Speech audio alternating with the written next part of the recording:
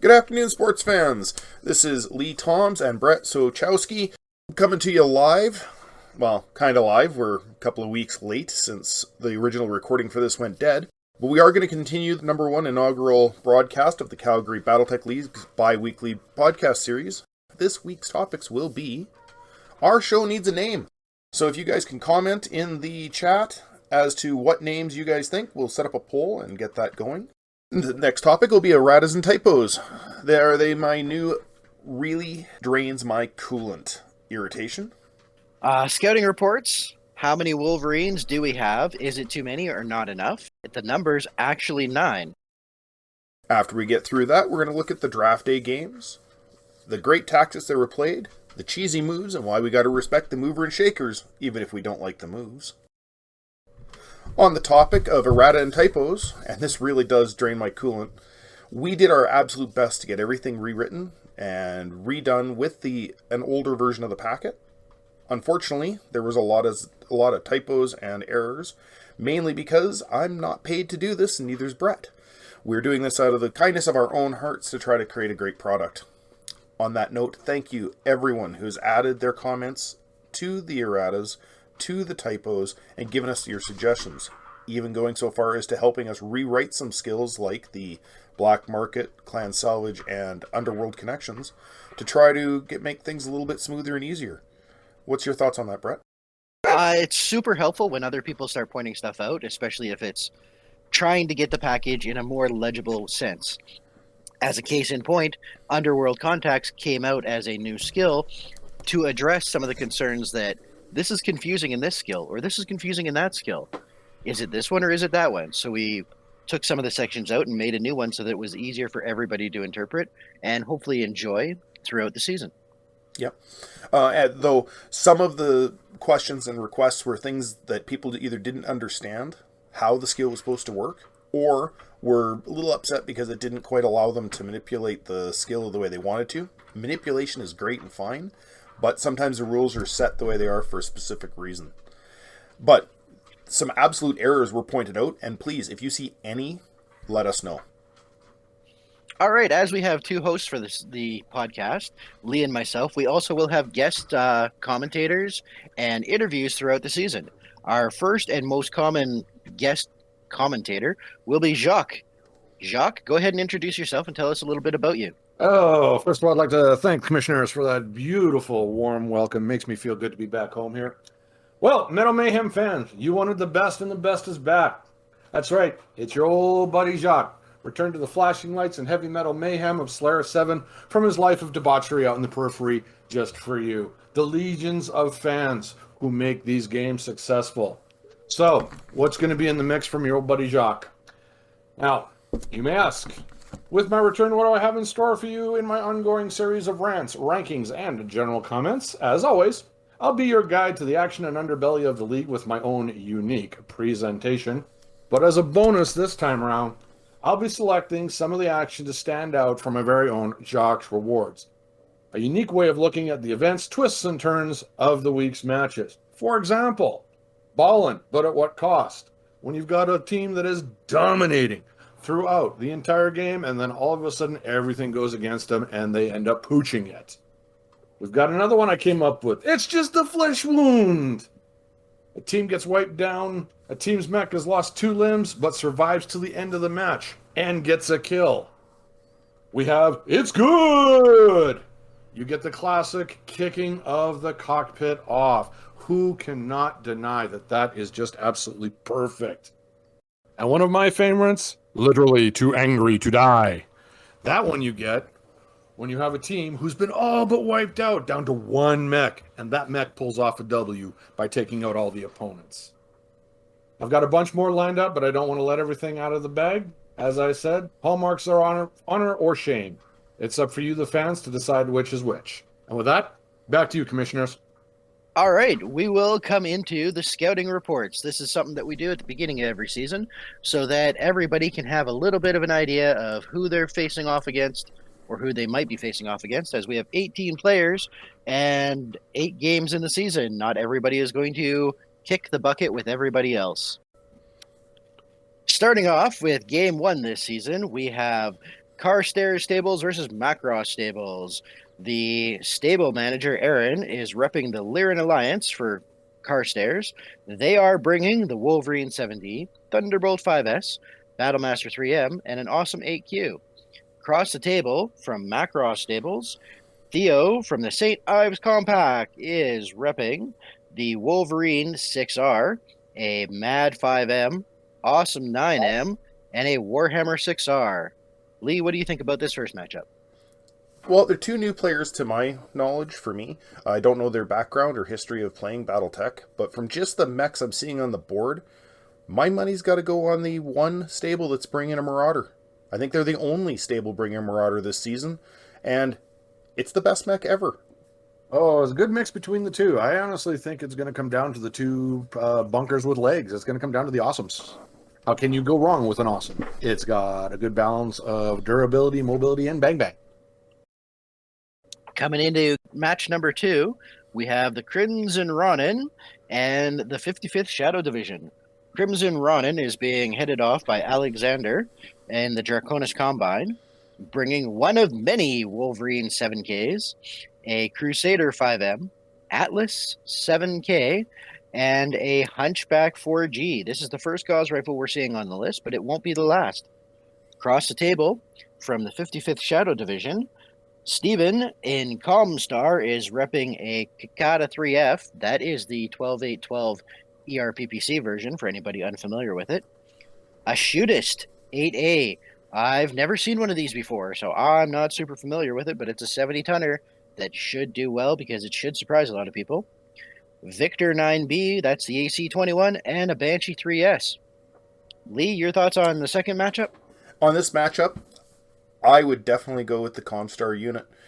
You're looking at a Shootist, which has either a large laser or an ER large laser, autocannon 20. That makes it 2 autocannon 20s in its lance with advanced mechs. My money's on the 55th Shadow Division. John? I'm going to have to agree with the 55th. Can't beat 2 autocannon 20s, and as always, Comstar as a reminder, pay your bills. Sure, we can beat those 2 AC-20s. Just take a look at some of the other matchups we got.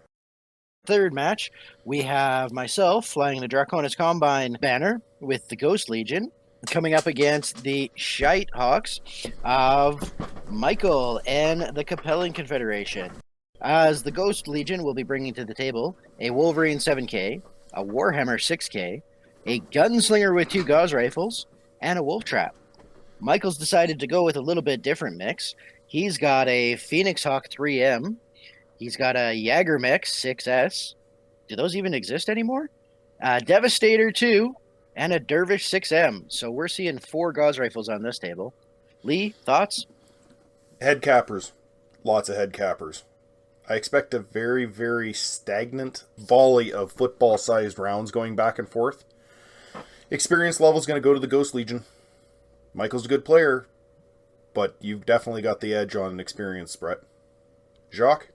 Head cappers. Oh, all these ghost rifles. The stable that takes trial run is definitely going to have an advantage if they wanted to go that way.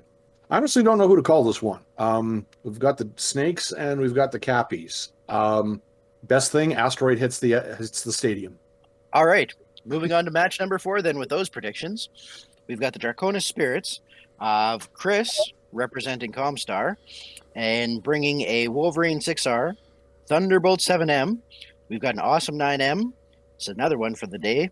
And a Stalker 3S. Facing off across the table, we've got Laura bringing her Killer Bunnies and representing the Free Razzlehog Republic.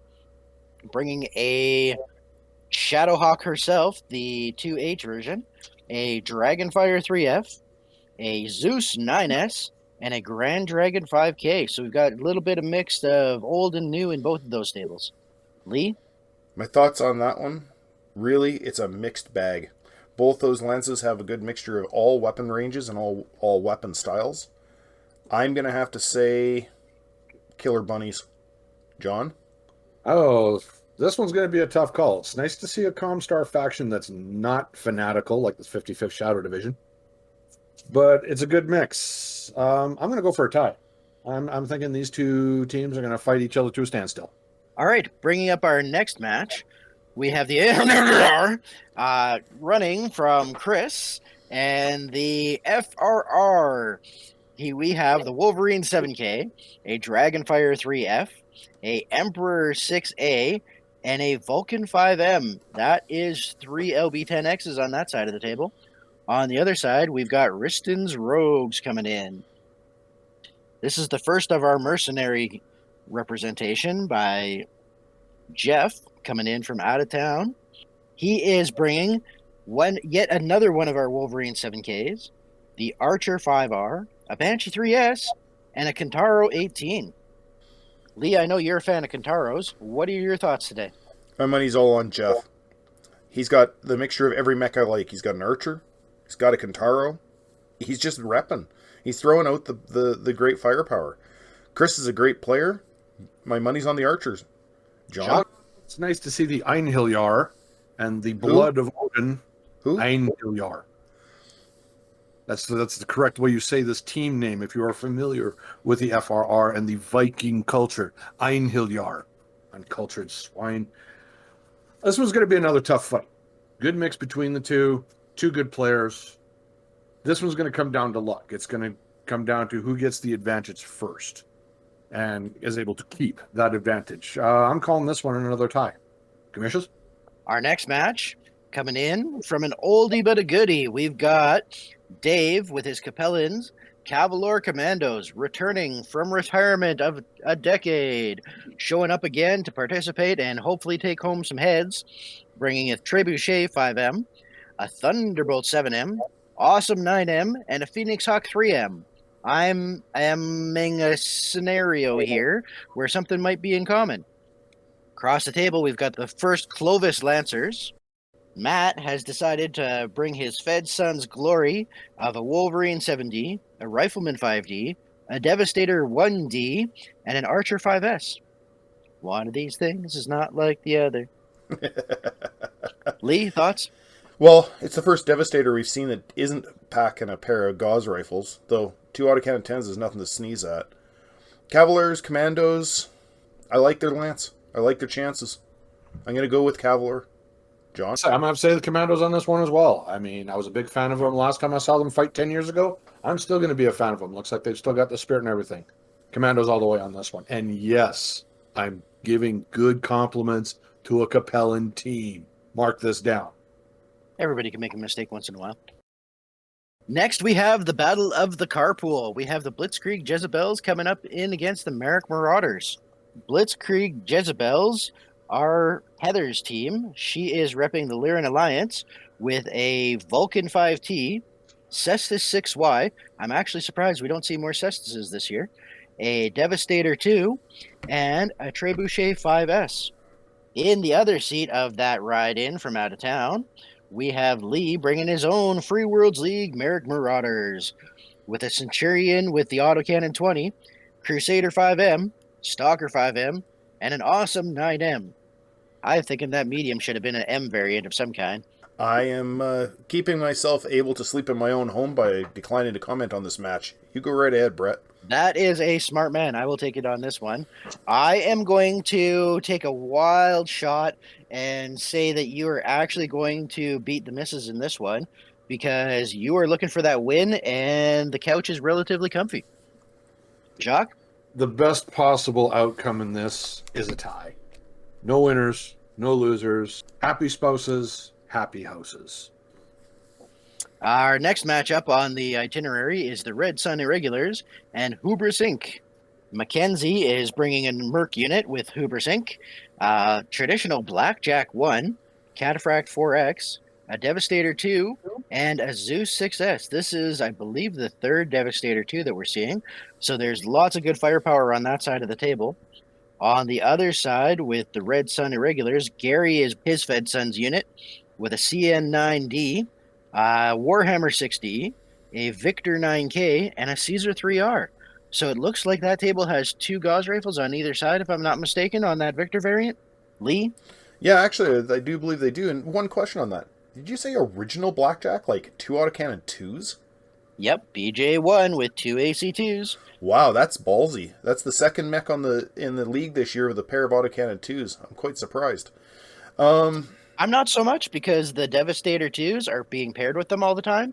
So you got to find that BV somewhere to fit in under that 6K cap that we've got. That's very true. It's a bit amazing how somebody said that someone couldn't build a proper lance under 6,000 BV, and I'm seeing 18 teams here have proved them wrong. My money's on the Red Center regulars. As much as I like to see the fact that someone's popping out a pair of autocannon 2s, don't think they're going to have as big of an effect on this fight as they're hoping. Jacque, you got a little word salad for us? You know what? I like it when people go for the classics. Yes, the blackjack and its little AC2s get the gears. But I mean, stand at the back, plink away 2 points. The damage racks up. You get enough 2 points over time, especially after you're knocking some big holes with Gauss rifles and larger weapons. I mean, all of a sudden those AC2s become, crit makers. Oh, let's hit this. Let's hit this. Oh, there's your mech on the ground. Well, thank you for playing. And with that, that'll take us into our last matchup of round 1. We have the Clan Cobra Chickens being piloted by Jean in Pirate Faction. This is going to be a pirate throwdown today. We have a Hunchback 4P, Archer 4M, Awesome 8Q, and an Orion 1M with a Clan upgraded Narc launcher. On the other side of the table, we have JP flying his pirate banner of Executive Outcomes and running a Griffin 1N. Another Orion 1M, only he's decided to clan salvage that other M20 on that bad boy. A Banshee 3S and a Warhammer 6R. Well, I hate to put down one of our commentators. And John, you are a great player, but my money's all on the Executive Outcomes. You can't beat experience, and you can't beat quality mechs. And my choices are definitely on the Executive Outcomes. I think you're going to take it to them, but my money's on the Executive Outcomes. I got to kind of agree on that. I think the outcome's already written on the wall. It might be the bathroom stall, but I think it's already written on the wall. Well, this one's going to be a tough fight. You've got 2 hungry players. You've got 2 good groups of mechs. This is going to come down to luck, pure and simple. That's what it's going to come down to. It's going to come down to whose luck holds out. And anything can happen. We've seen you roll dice, John. I think you just wrote it on the wall yourself. All right, moving on. Contenders and players to watch. Brett, I think you have something to say on that? Yeah, I think some of the top contenders right out of the bat, we've got Jeff and JP to worry about. They are very experienced players. They are very tactical. They make some choices here, there, and everywhere, and it's usually in just subconscious levels. So those are definitely 2 of the people to look for matches to up against. They're great players, but they're also fairly decent people, so you're going to enjoy that game regardless of how it comes across. Some of the up and coming that we have, we've got my spawnling, Alexander. So, Lee, I'm going to step away from this and let anybody else have a comment about the young blood. John, you have usually good words to say. You go right ahead, sir. A lot of the new blood that is coming into this is definitely going to be a shot in the arm. It's going to be, the veteran players are going to have to watch out, regardless of what their luck is and what their dice rolling are. You have offended the dice gods, you will both pay the price. It's going to be an interesting scene. I don't think that we're going to see a dominant force this season. I think with how many new players are coming in, how many players who are veterans of the format of play, and how many players who are veteran players as a whole, but are not familiar with the format of play that the league uses. I think it's going to be an even run this year. I think you're going to see some ups, some downs. You're going to see some absolutely phenomenal matches where it is just an ungodly, merciless bloodbath. And you're going to get some, humorous points in the matches, like anytime I want to roll a piloting skill check. I can feel you there, buddy. I'm the same way. We are of the few who have ever failed a piloting check in a quad mech. So yeah, in that sense, I don't think the vets have as big of an advantage as they've had in other versions of League or in the past. I think we're going to see a lot of mix-up games, a lot of upsets, and I'm looking forward to it. Really looking forward to the rest of this season. I think we've done our very best to try and make this a very balanced, everybody can come in and hit the road running at the same pace. Now, whether you try to turn on that concrete and go sideways, that's up to everybody throughout the season. But I think out of the bat, everybody has a decent chance to come out, have some games, have some fun, and show up on the standings where they want to. Yeah, for sure. Definitely. All right, well, moving on to the last topic of the day. Draft day games. The great tactics that were played. I have to say, watching that game, and I did my best to pay attention and introduce myself to everybody while we were there. And I saw some great play, some great team-ups. Everybody played within the rules. Some of the moves were a little bit cheesy, but what do you think, right? A Thunderbolt got shot in the back 3 turns in a row, which finally took him out. Sorry about that, John. As well as some new players learning a little bit about how mass combat works. I know Michael has struggled a little bit with the just overall amount of chaos that was happening. But all in all, it was well played. I think we had a really good day that day where everybody was trickling in at the beginning and meeting and greeting, and then we got a few of the top questions out of the way. Had a good match where everybody got to play and blow some stuff up so that they got to come out and have a good day. And then at the end of it, we had everybody's picks for where they wanted for what stables. I call that a win. Jacque, any comments? As long as everybody had a good time, that is the most important thing. As long as everybody's out having a good time, having fun, and remembering it's just a game. No matter how bad you might roll, no matter what way the game may go, it is a game. It's a chance for you to get together. It's a chance for you to socialize.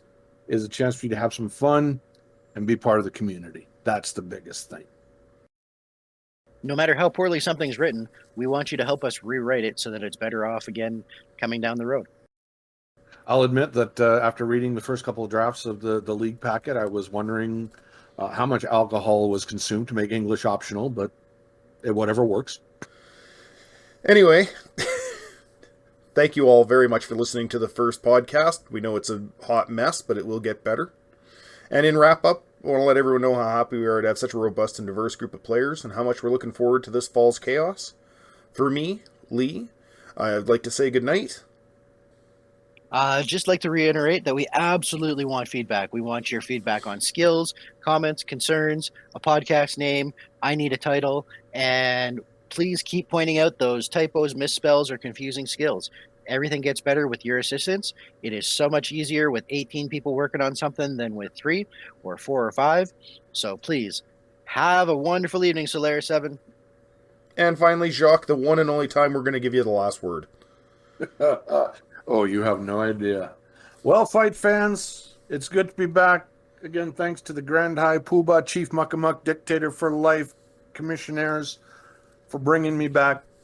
It's good to be back. So, in the meantime, in between time, may your beers be cold, may your seat cushions be comfy. We'll see you next week.